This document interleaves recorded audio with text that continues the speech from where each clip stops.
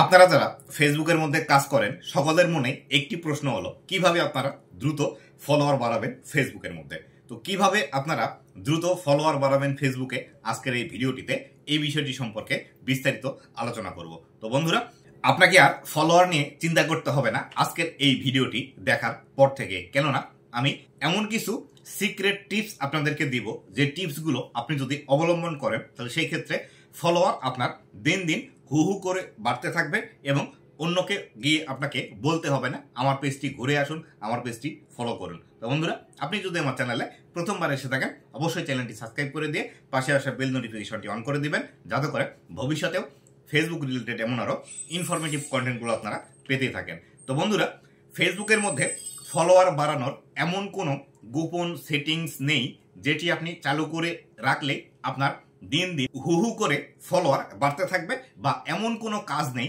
যেটি করলে আপনি রাতারাতি 1 লাখ, 1.5 লাখ, 2 লাখ বা 1 মিলিয়ন পর্যন্ত ফলোয়ার পেয়ে যাবেন।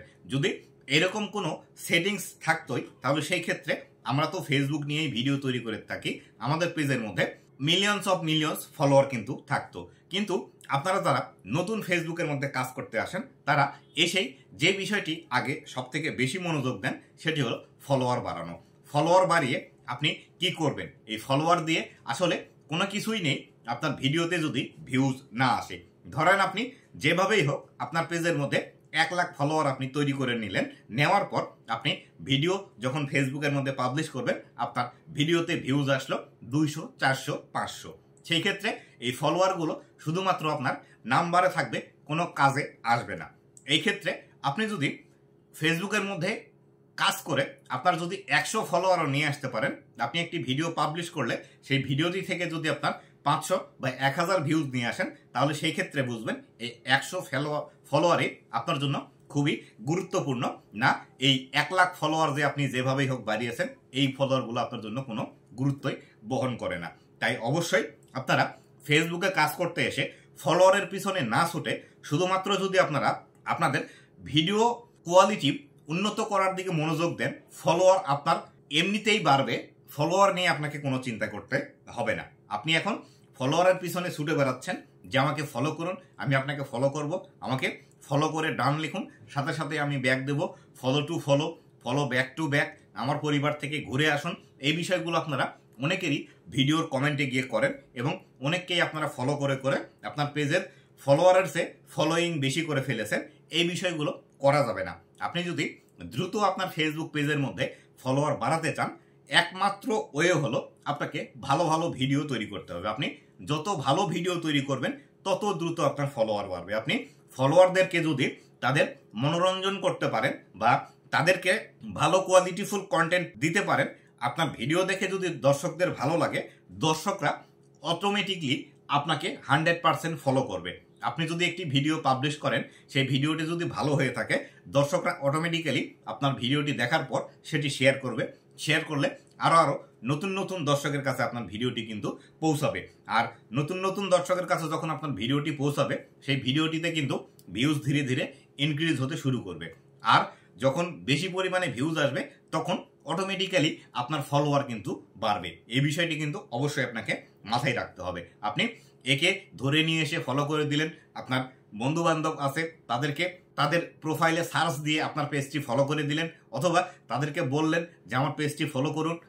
আপনি পেজের লিঙ্ক কপি করে আপনার মেসেঞ্জারে যতগুলো নাম আছে সবাইকে সেন্ড করে দিচ্ছেন ফলো করার জন্য। আপনার হোয়াটসঅ্যাপে যতগুলো নাম্বার আছে তাদেরকে ফলো করার জন্য লিঙ্ক সেন্ড করে দিচ্ছেন।